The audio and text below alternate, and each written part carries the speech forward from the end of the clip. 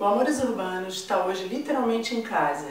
A gente veio até a casa do Guilherme Fiuza. Tudo bom, Fiuza? Tudo bem, minha Tudo querida. bem. A gente vai falar de política, do novo livro que ele está lançando, lançou recentemente, muito mais.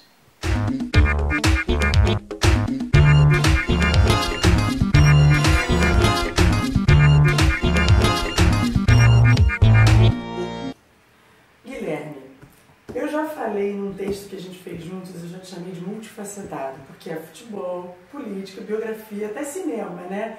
Como é que você divide isso? Assim, você tem algum planejamento, meses, anos? É do jeito que entra, a intuição? Como é que rola tantas coisas num só? Eu acho que eu sei escrever, né? Acho que a única coisa que eu sei fazer, mais ou menos, é escrever. E isso puxa o resto, né? Assim, o futebol na verdade, o futebol foi o que me trouxe para o jornalismo, né? E depois para a literatura, porque eu lia muito João Saldanha, né? O Garoto, né? No Jornal do Brasil, a coluna do João Saldanha, que é um cara que continha muita política na sua maneira de falar de futebol, um texto com muita personalidade e um texto conciso. Realmente o estilo do Saldanha é muito forte, né? Um cara com um estilo muito forte.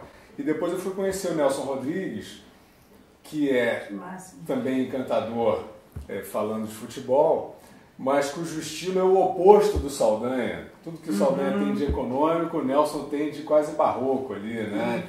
Então foram interesses que me acompanharam sempre, né?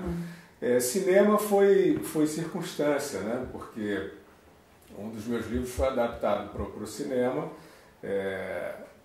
e repercutiu, teve um razoável sucesso e aí eu passei quer dizer, eu fui obrigado a ver por dentro, né, essa conversão, né, essa adaptação de livro para filme, que é uma coisa difícil. E só para esclarecer para quem está nos assistindo, o seu livro que razoável sucesso, não, ele estourou, Meu Nome Não É Johnny.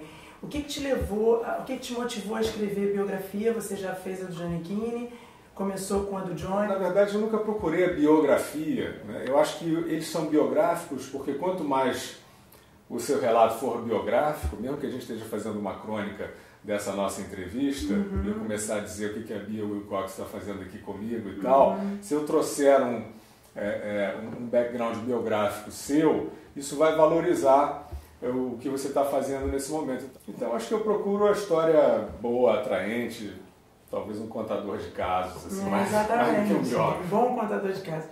Guilherme, vamos falar de política agora? Vamos. Então, vamos lá. Você lançou recentemente um livro sobre a era Dilma, que não é a mamãe. Então, você é sabido o quanto você bate no PT, né? A gente sabe, vamos lá. Muitos te chamam de tucano. Eu já te perguntei se você era tucano e você também negou. No mundo ideal, qual o seu desejo para o Brasil dos próximos anos? Bom, sobre bater no PT, eu acho que quem bate no PT é o próprio PT. Né? Assim, a gente não precisa ser um articulista incisivo para levantar problemas do PT. Né?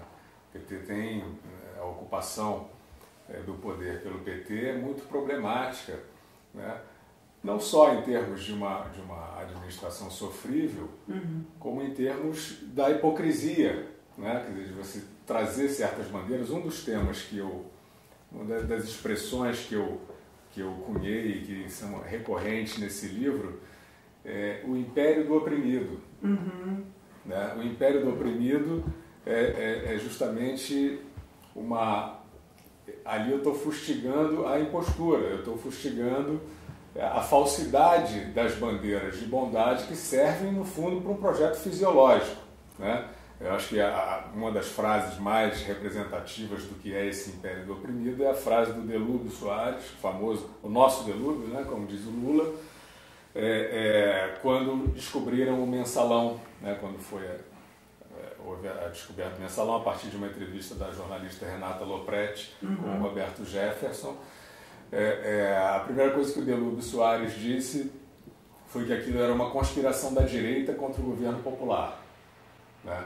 Então eles sempre usaram essa suposta condição de vítimas e de defensores das vítimas para fazer aquilo que o mensalão mostrava que eles estavam fazendo, né? Que é, no fundo, você viver e sobreviver à sombra do Estado, viver sem trabalhar. Né? Então, é por aí. E sobre o PSDB, eu não sou tucano, como eu desafio a qualquer um dos que eventualmente tenha me acusado de ser, a procurar nos meus 27 anos de carreira, em todos os meus textos, e tenho livro também sobre política, tenho livro sobre o Plano Real, nem nesse livro sobre o Plano Real tem algum elogio ao PSDB. E eu não escrevi não porque eu tenha tido cuidado para não escrever. Eu não elogiei porque eu não acho um bom partido. Eu mostro, inclusive, que em alguns momentos o PSDB foi um pouco problemático para o Fernando Henrique. Quando apresentaram o plano, o PSDB nem apoiava. Eu não acho que o problema é ideologia, sinceramente. Eu acho que o problema é administração, sabe? Não enche o saco. Inclusive essas discussões que sempre aparecem na hora da eleição sobre questões morais, né?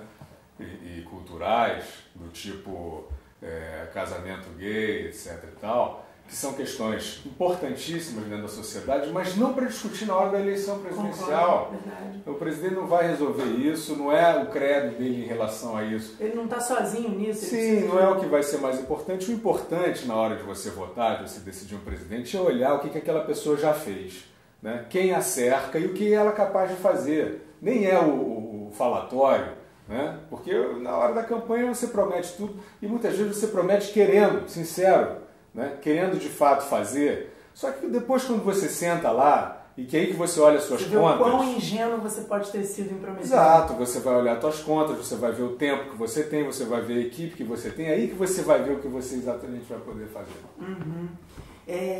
Falando de eleição, é importante a gente pontuar que a gente está em meados de setembro, né? Qual é a tua observação para as próximas eleições? Qual é a tua aposta, teu feeling? Essa eleição presidencial, ela é completamente louca, né? Porque eu sempre achei que viria uma reeleição da Dilma, né? Até retomando um pouco o negócio da crítica ao PT, na verdade a minha crítica maior não é ao PT. A minha crítica maior é a opinião pública brasileira, né? Porque diante de fartas demonstrações e flagrantes de má administração, de delitos administrativos, né? E essa era Dilma é fértil nisso. O primeiro ano do governo Dilma é quase obsceno em termos de administração, porque foram 7 ministros demitidos, sendo 6 por conta de irregularidades, né? Ou seja, a equipe da presidente, né, inteira caindo de podre, né?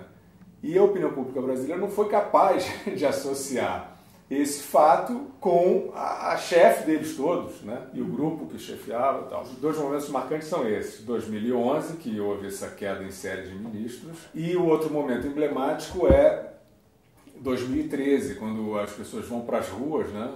Milhões de pessoas nas ruas. Os protestos. Os protestos e tal, que é uma outra expressão muito recorrente nesse livro, que eu passei a chamar de primavera burra. Né?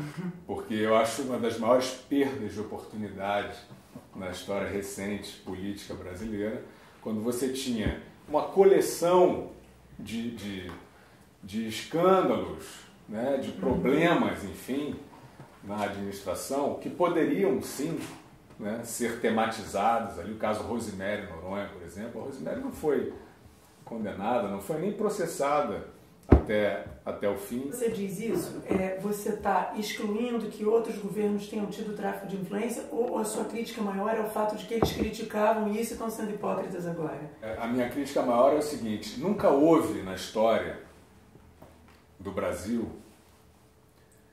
um grupo político que fizesse de dentro do palácio, da Casa Civil, um esquema de sucção do dinheiro público num duto, Valério-duto, para o partido. Né? Isso não é uma propina de empreiteira, isso não é um caixa 2 de campanha, né? Isso é um sistema montado dentro da Casa Civil, né? Usando presidente do PT, tesoureiro do PT, ministro do governo Lula, mais de um, né, com um operador que, em contratos fraudados, muitos de publicidade, sugavam dinheiro das estatais, como o Banco do Brasil, e faziam, com a conivência de bancos privados também, na época o Banco Rural e o BMG, faziam esse dinheiro chegar aos cofres do PT.